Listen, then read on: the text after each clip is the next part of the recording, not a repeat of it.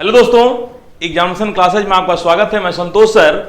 आज हम लोग इन्वायरमेंटल फैक्टर्स के बारे में देखेंगे कि क्या होता है इन्वायरमेंटल फैक्टर, जो कि हम लोग इन्वायरमेंट के बारे में पढ़ चुके हैं। इन्वायरमेंटल फैक्टर्स के बारे में भी देखे थे, पर्यावरण कारक क्या होता है। उसमें दो होते हैं, फिजिकल फैक्टर और बायोटिक फैक्टर। फिजिकल फैक्टर और बायोटिक फैक्टर। अब फिजिकल फैक्टर में क्या होता है, इसमें देखा जाता है फिजिकल फैक्टर, फिजिकल फैक्टर इसको बोलते हैं हम लोग भौतिक कारक। क्या बोलते हैं इसको? भौतिक कारक। भौतिक कारक में से हमारे ताप, दाब, मृदा, सॉइल, इन सब के बारे में स्टडी करते हैं। जिससे क्या है, इसमें फिजिकल फैक्टर जो हमारा होता है, इसमें मीडियम की आवश्यकता होती है। क्या होती है? मीडियम। मीडियम मतलब क्या होता है? माध्यम। क्या होता है? माध्यम। चलिए, माध्यम जो हमारा है, माध्यम हमारा पृथ्वी का हो सकता है, जल का हो सकता है, हवा का हो सकता है, हमारे ये सब का, यही तो हमारे सब माध्यम है। हम इसमें देखते हैं कि चार प्रकार के हमारे माध्यम होते हैं। चार प्रकार के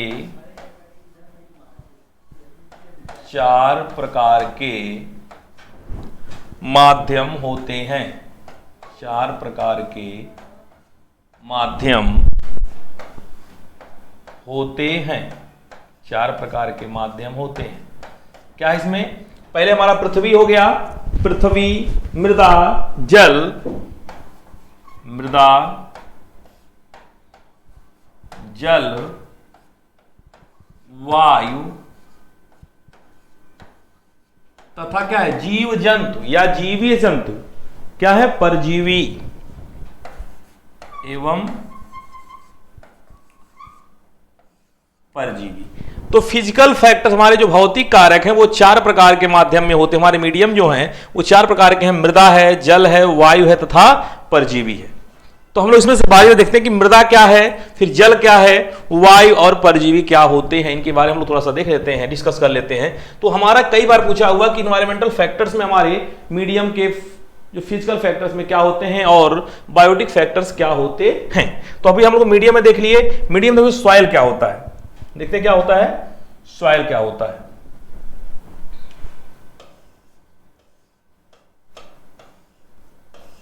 सॉइल, सॉइल जो हमारी होती है, मृदा का सबसे, जो पृथ्वी का सबसे ऊपरी सतह होता है, पृथ्वी का जो ऊपरी सतह होता है, इसका निर्माण जीवों, कार्बनिक पदार्थों एवं चट्टानों के विघटन से प्राप्त होता है। तो क्या होता है? पृथ्वी की ऊपरी सतह, पृथ्वी की ऊपरी सतह, पृथ्वी की ऊपरी सतह है जिसका निर्माण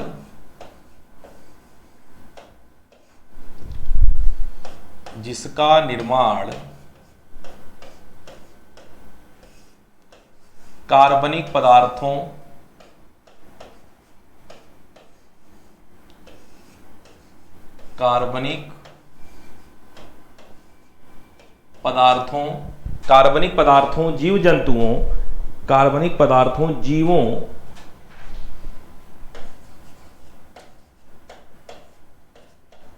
एवं चट्टानों के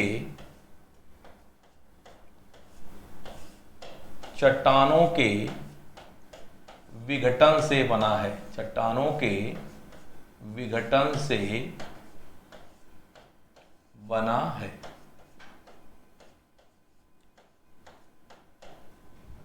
तो पृथ्वी की सबसे जो ऊपरी सतह हमारी मृदा हम लोग देखते ही हैं कि पृथ्वी की जो सबसे ऊपरी सतह होती है उसका निर्माण कैसे? कार्बनिक पदार्थों से हुआ है, जीवों एवं चट्टानों के विघटन से बना हुआ है। दूसरा हमारा क्या है? एयर। क्या है? क्या है? एयर, इसको बोलते हैं हवा। ये हमारा क्या था? मृदा। वायु। देखिए, अब इन एयर हमारा क्या होता है? जो एयर है वो क्या है? वायु। पृथ्वी का जो वायु होता है वही पृथ्वी का क्या होती है? वायुमंडल बनाती है। वायु जो होती है, वायु पृथ्वी का वायुमंडल बनाती है। वायु पृथ्वी का वायुमंडल बनाती है, वायुमंडल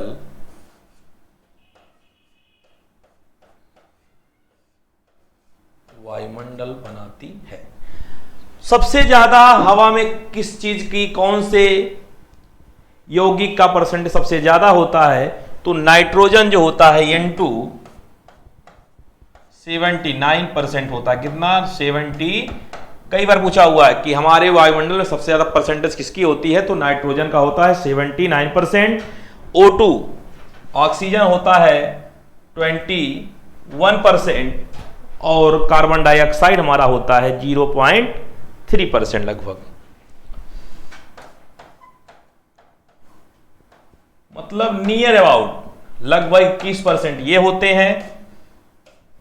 तो वायु जो होता है पृथ्वी का वायुमंडल बनाती है, इसमें नाइट्रोजन 79%, ऑक्सीजन 21%, CO2 0.3%। एक चीज और देख लेते हैं हम लोग, जो हम लोग खेतों में यूरिया, जो खेतों में हम लोग खाद डालेंगे, जो यूरिया का प्रयोग करते हैं, इसका फार्मूला होता है यूरिया का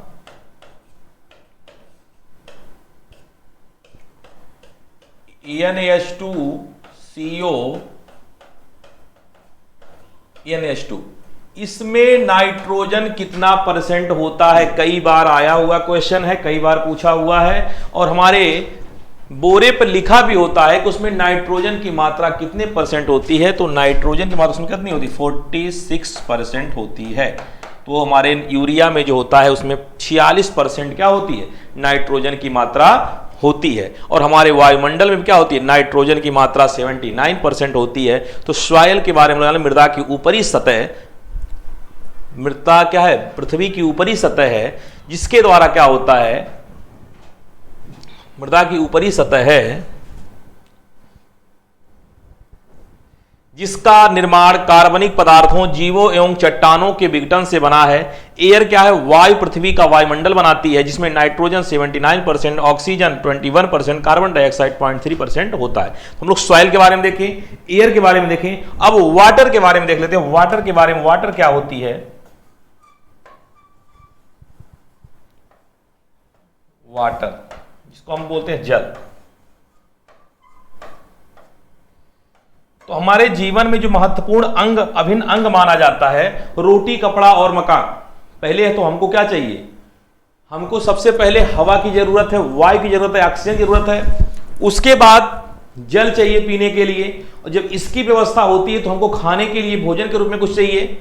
तो हम क्या है? हम भी किसी के ऊपर डिपेंड है। और जब आपका भोजन हो गया तो वस्त्र, तन को ढकने के लिए वस्त्र चाहिए, और जब हमको वस्त्र मिल जाता है तो हमको रहने के लिए सुंदर घर चाहिए। तो इसलिए कहते हैं कि रोटी, कपड़ा और मकान हमारे जीवन के महत्वपूर्ण अंग हैं। तो हम लोग मृदा के बारे में देखें, एयर के बारे में देखें, वाटर के बारे में देखते हैं। वाटर क्या है? पृथ्वी के 73%, लगभग पृथ्वी के 73% भाग पर क्या वाटर वाटर है। बस केवल 27% में हमारी क्या है? वायु, जो हमारा स्थल मंडल है, पृथ्वी का निर्माण है। तो पृथ्वी के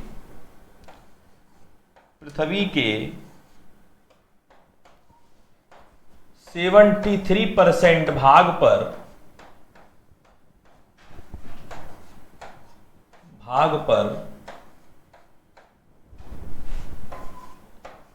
जल है। बाकी पर जितना बचा उतने क्या है? उतने पे जीवों का वास है। बाकी जितना है, यह क्या है? यह जीव द्रव का प्रमुख घटक भी है। यह जीव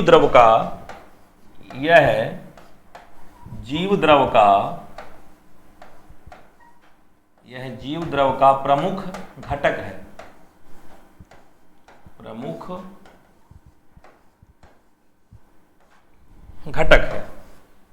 ठीक है। तो आपको मृदा के बारे में, एयर के बारे में, वाटर के बारे में और अन्य परजीवी के बारे में देख लेते हैं। हम 4 मीडियम बताए थे कि मृदा, हवा, जल और अन्य परजीवी, ये हमारे फिजिकल फैक्टर के 4 मीडियम थे। तो हमारा अगला देखते हैं क्या है? अन्य परजीवी। अन्य परजीवी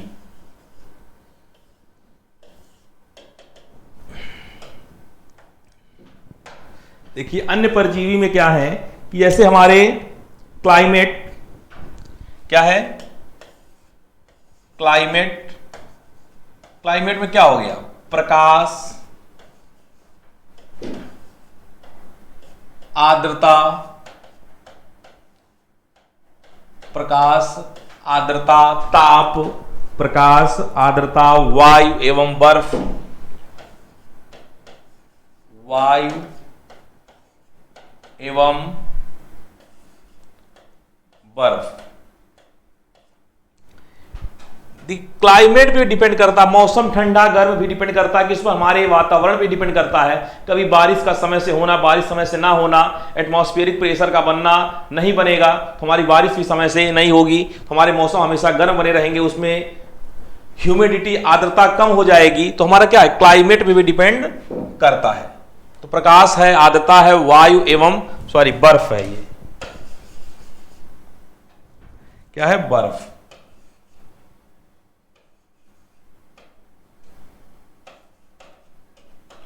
दूसरा क्या है,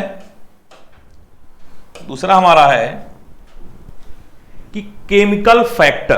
क्या है दूसरा, इसमें है केमिकल फैक्टर।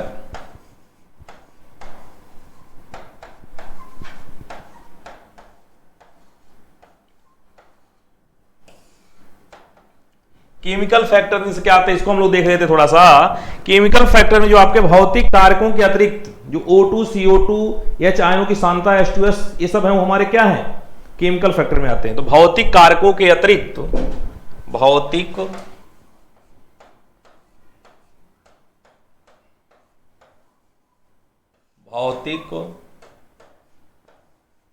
कारकों के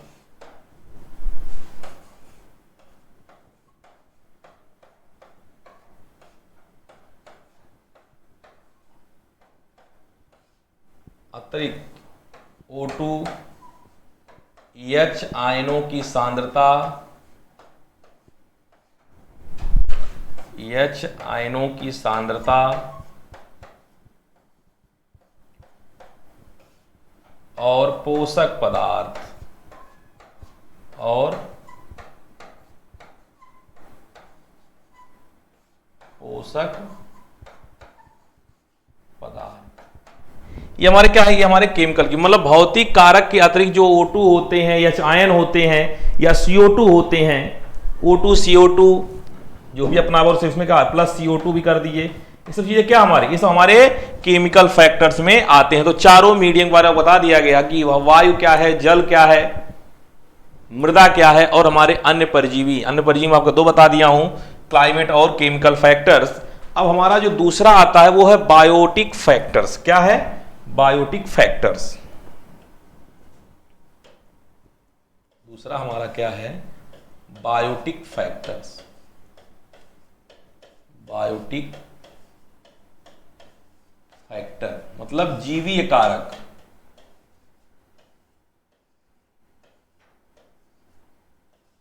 जीवीय कारक,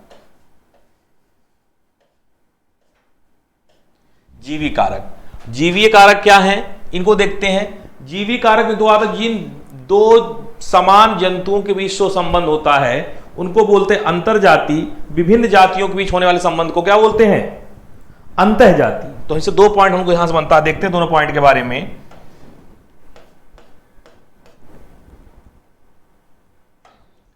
एक ही जातियों के बीच होने वाली पारस्परिक क्रिया को अंतरजातीय संबंध कहते हैं। एक ही जाति के जीवों के बीच,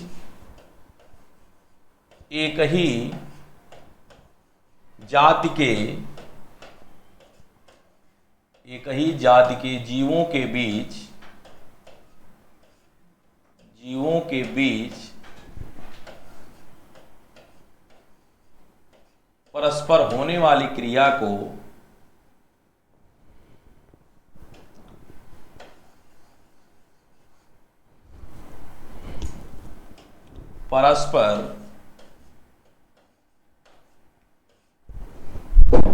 परस्पर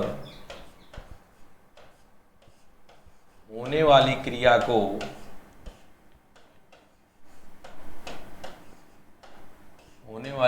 को अंतरजातीय क्या कहते हैं, अंतरजातीय संबंध कहते हैं। अंतरजातीय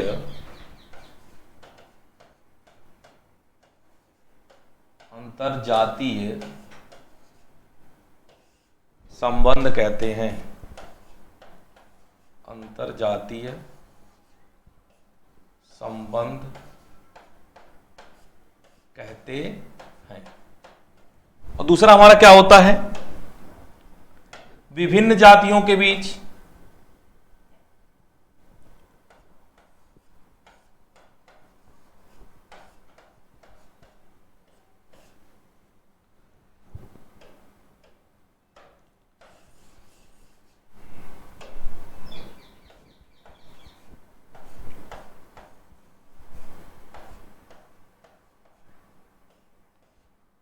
विभिन्न जातियों के बीच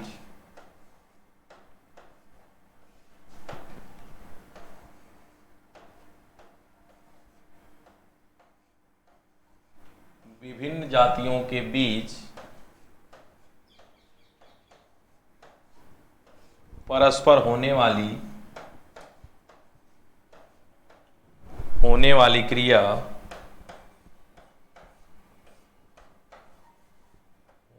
क्रिया अंतःजातीय संबंध कहते हैं।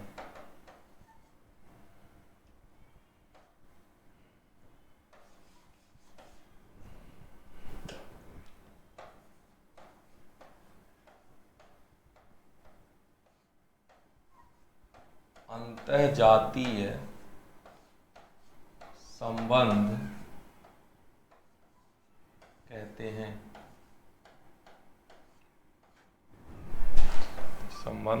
हैं। तो बायोटिक फैक्टर्स में 2 पॉइंट बता दिए कि एक ही जाति के जीवों के बीच परस्पर होने वाली क्रिया को अंतरजातीय संबंध कहते हैं, विभिन्न जातियों के बीच होने वाली क्रिया को अंतःजातीय संबंध कहते हैं। तो बायोटिक फैक्टर हम लोग एनवायरमेंटल फैक्टर्स के बारे में देख लिए कि फिजिकल फैक्टर्स क्या होता है और बायोटिक फैक्टर्स क्या होते हैं, इन दोनों के बारे में हम लोग अच्छी तरीके से देख लिया गया। अब आता है यहां से कि नेसेसिटी ऑफ एनवायरमेंट क्या होता है।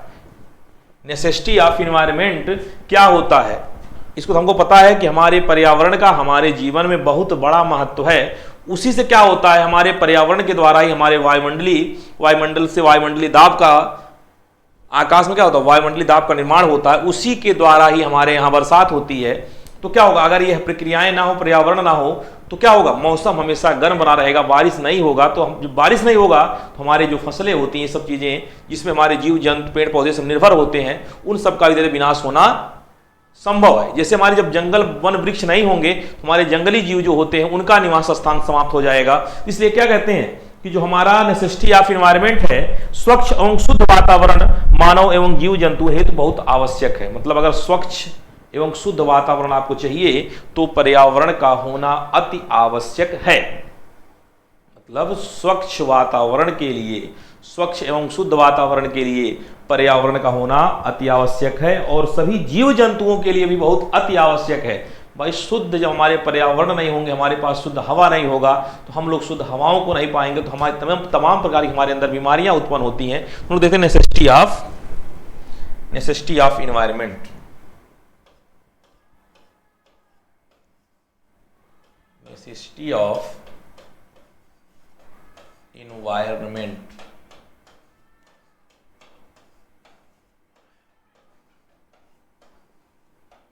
क्या है, पर्यावरण की आवश्यकता।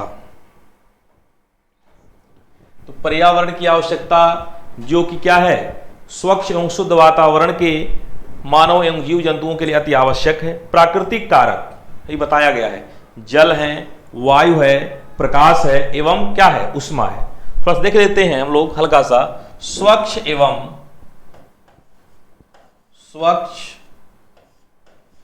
शुद्ध वातावरण,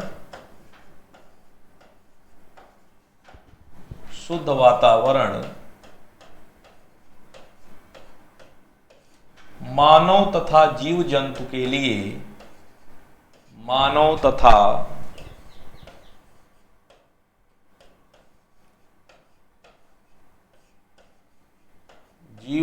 के लिए,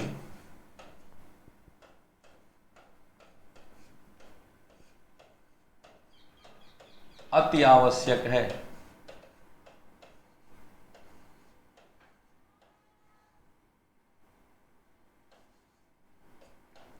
अति आवश्यक है। प्राकृतिक कारक क्या है, प्राकृतिक कारक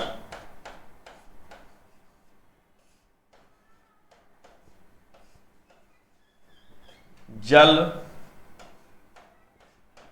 प्रकाश तथा ऊष्मा है। क्या है? प्राकृतिक कारक जल, प्रकाश तथा ऊष्मा है। इसके द्वारा क्या है? इसी के द्वारा ही, इन प्राकृतिक कारकों के अविरल रहने से वातावरण शुद्ध होता है। अगर ऐसा होता, इन्हीं के कारकों कारण अविरल बने रहने कारण क्या होता? हमारा पर्यावरण शुद्ध होता रहता। ऐसा होता है कि जल समाप्त हो जाए, प्रकाश ना हो, ऊष्मा ना हो, क्या होगा? हमारे पर्यावरण को भी बहुत हानि पहुंचता है। लेकिन इनके लगातार बने रहने के कारण, इन सभी प्राकृतिक कारकों को लगातार बना रहने के कारण ही हमारे पर्यावरण में कोई फर्क नहीं पड़ रहा है। अगर इनका भी धीरे धीरे अस्तित्व समाप्त हो जाएगा तो हमारा पर्यावरण भी धीरे धीरे समाप्त हो जाएगा। भाई हमारे जो पेड़ पौधे टिके हुए कैसे टिके हैं? उनको जल मिल रहा है नीचे से, प्रकाश से हम लोग प्रकाश ले रहे हैं, तो उन्हीं सब के माध्यम से तो भोजन बनाते हैं। जब तक जो भोजन नहीं करेंगे तो जीवित कैसे रहेंगे? तो अगर ये सब कारक ना होंगे तो हमारे पेड़ पौधे नहीं होंगे, हमारे पेड़ पौधे नष्ट हो जाएंगे तो हमारा पर्यावरण भी पूरी तरीके से दूषित हो जाएगा। तो हम पर्यावरण के नुकसान से क्या होगा? हमारा ये पूरा जो पृथ्वी मंडल, स्थल मंडल है, सब नष्ट विनष्ट होने लगेगा। इस तरह से क्या कहते हैं, आजकल का जो पर्यावरण जनसंख्या वृद्धि है, मतलब आजकल क्या है जो हमारे पर्यावरण को दूषित कर रहे हैं। आजकल जनसंख्या वृद्धि क्या है? जनसंख्या वृद्धि, फैक्ट्रियां,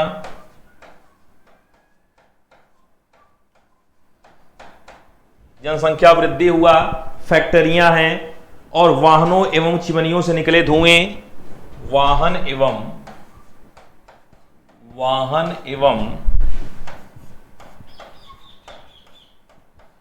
चिमनियों से निकले धुएं, चिमनियों से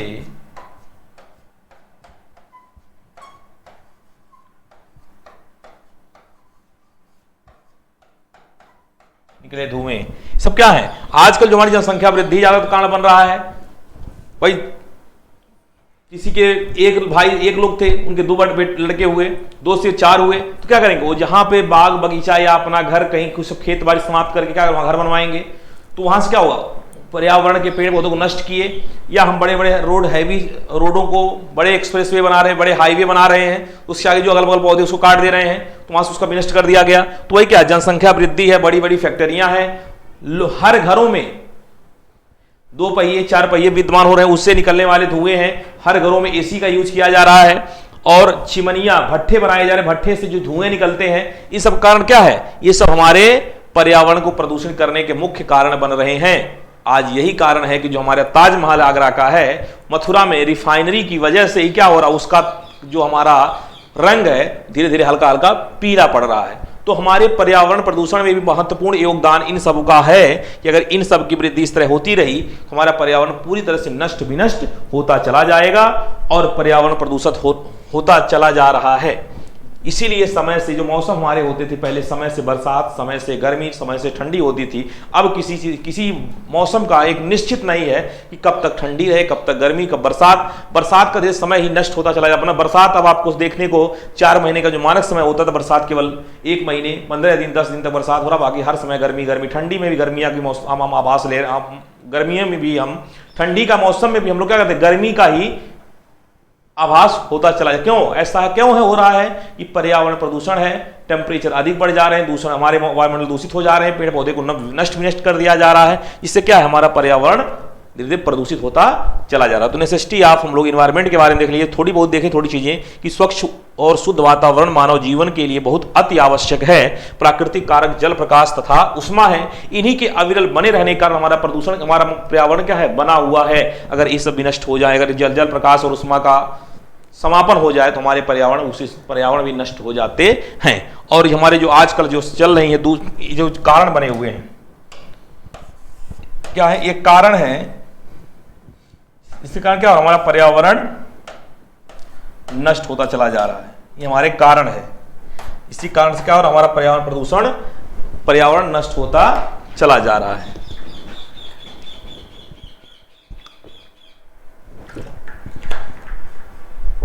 तो हम लोग नेसेसिटी ऑफ इन्वायरमेंट के बारे में भी देख लिया गया। हम लोग कुछ थोड़ा सा इसमें इंपॉर्टेंट कुछ तिथियां हैं, दो चार देखो, जो पेपर में कई बार पूछा हुआ है, जो पेपर में कई बार आया हुआ है। कुछ महत्वपूर्ण तिथियां, कुछ महत्वपूर्ण तिथियां।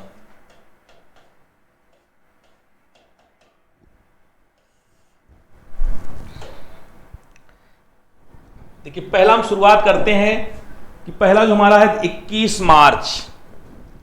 21 मार्च ये होता है विश्व वन्य दिवस। किससे मनाते हैं इसको हम लोग? विश्व वन दिवस। विश्व वन दिवस।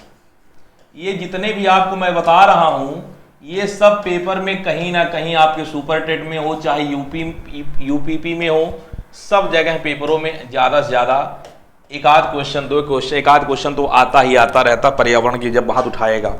और 22 मार्च, 22 मार्च को क्या है? 22 मार्च को जो हमारा है वो विश्व जल दिवस है।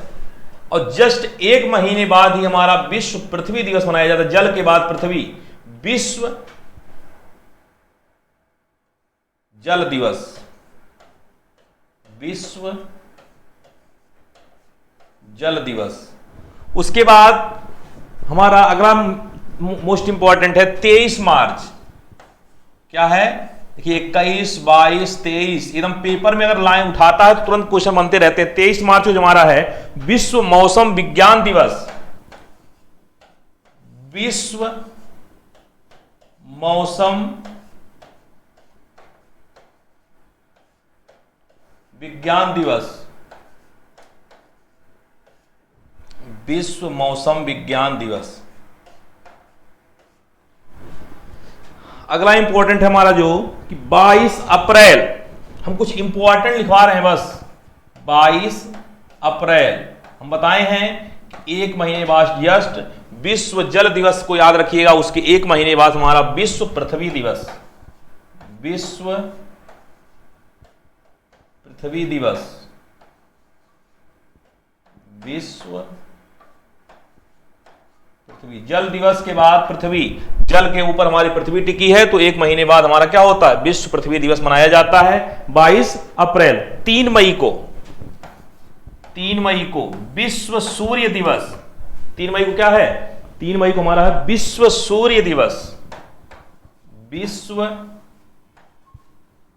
सूर्य दिवस।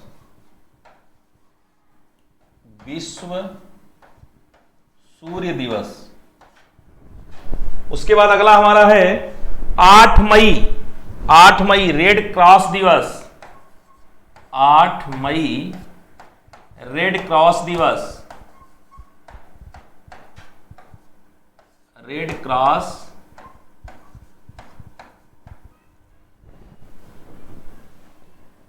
क्रॉस दिवस। तो यहां इतना देख लेते हैं हम लोग। 21 मार्च विश्व वन दिवस। 22 मार्च विश्व जल दिवस। 23 मार्च विश्व मौसम विज्ञान दिवस। 22 अप्रैल विश्व पृथ्वी दिवस। 3 मई विश्व सूर्य दिवस। 8 मई रेड क्रॉस दिवस। और कुछ महत्वपूर्ण तिथियों को हम लोग देख लेते हैं। अगला हमारा है 31 मई पूछता है। क्या पूछता है? 31 मई। 31 मई विश्व तंबाकू निषेध दिवस। क्या है? विश्व तंबाकू निषेध दिवस की मतलब तंबाकू पर रोक लगाया जाए। विश्व तंबाकू निषेध दिवस। निषेध दिवस।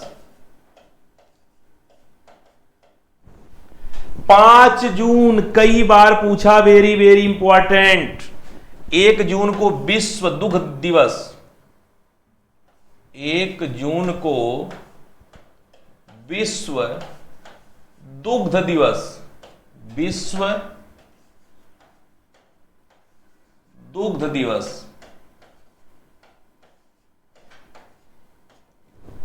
5 जून, जितना बोला जाए उतना वेरी वेरी इंपॉर्टेंट है ये, और बहुत बार पूछता है। 5 जून को विश्व पर्यावरण दिवस, विश्व पर्यावरण दिवस, विश्व पर्यावरण दिवस। और 8 जून को विश्व महासागर दिवस, 8 जून को विश्व महासागर दिवस, विश्व महासागर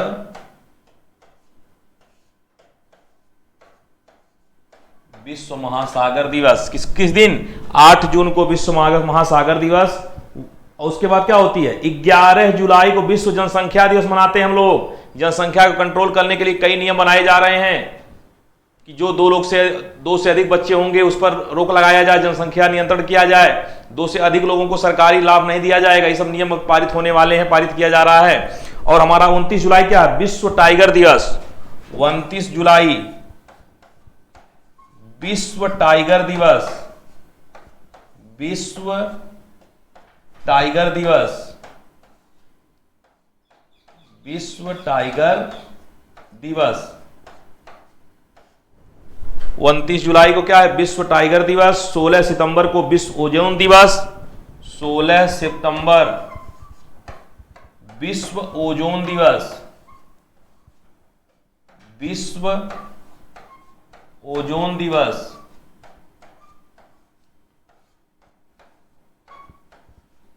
16 अक्टूबर को क्या मनाया जाता है? 16 अक्टूबर को मनाते हैं विश्व खाद्य दिवस। 16 अक्टूबर को विश्व खाद्य दिवस, विश्व खाद्य दिवस, विश्व खाद्य दिवस। देखिए 31 मई को विश्व तंबाकू निषेध दिवस, 1 जून को विश्व दुग्ध दिवस, 5 जून वेरी वेरी इंपॉर्टेंट, जितना कहा जाए उतना कम है। कहते हैं कि जितना आपके बारे में बताएं, व्याख्या करें, उतना ही हमारा कम है। तो 5 जून सारे एग्जाम, ज्यादातर एग्जामों में आता ही आता रहता, वेरी इंपॉर्टेंट है, वेरी वेरी 110% अगर हम कह दें इंपॉर्टेंट तो भी वेरी वेरी इंपॉर्टेंट है। 5 जून विश्व पर्यावरण दिवस, 8 जून को विश्व महासागर दिवस, 29 जुलाई को विश्व टाइगर दिवस मनाते हैं, 16 सितंबर को विश्व ओजोन दिवस मनाते हैं, 16 अक्टूबर को विश्व खाद्य दिवस मनाया जाता है। थोड़ी एक आध दो हम और देख लेते हैं इसमें इंपॉर्टेंट में जो आ रहा है। क्या इंपॉर्टेंट में? आपका 12 नवंबर राष्ट्रीय पक्षी दिवस, 12 नवंबर राष्ट्रीय पक्षी दिवस। अब इसमें आप कमेंट बॉक्स में बताइएगा राष्ट्रीय पक्षी क्या है। राष्ट्रीय पक्षी दिवस कब मनाते हैं? राष्ट्रीय पक्षी दिवस हम मनाते हैं 12 नवंबर को राष्ट्रीय पक्षी दिवस, और 26 नवंबर को विश्व पर्यावरण संरक्षण दिवस। 26 नवंबर को विश्व पर्यावरण संरक्षण दिवस, विश्व पर्यावरण संरक्षण दिवस, विश्व पर्यावरण संरक्षण दिवस। तो ये हमारे कुछ महत्वपूर्ण तिथियां थी, महत्वपूर्ण जो इन्वायरमेंट से संबंधित कई बार पेपर में आया हुआ है। तो 12 नवंबर को राष्ट्रीय पक्षी दिवस होता है, 26 नवंबर को विश्व पर्यावरण संरक्षण दिवस होता है। आशा करते हैं जो हम लोग आज टॉपिक पढ़े हैं आपको बहुत आनंद आया होगा और आपको बहुत मजेदार थे, जो कि हमारे पेपर कंपटीशन में कई बार पूछा जाता है इससे टॉपिकों से। तो उम्मीद करते हैं, आशा करते हैं कि ये वीडियो बहुत पसंद आया होगा। अगर आपको वीडियो पसंद आता है तो लाइक करें, अपने दोस्तों में शेयर करें और हमारे चैनल को सब्सक्राइब करें। आज के लिए इतना ही रहेगा, धन्यवाद। Okay, thank you class.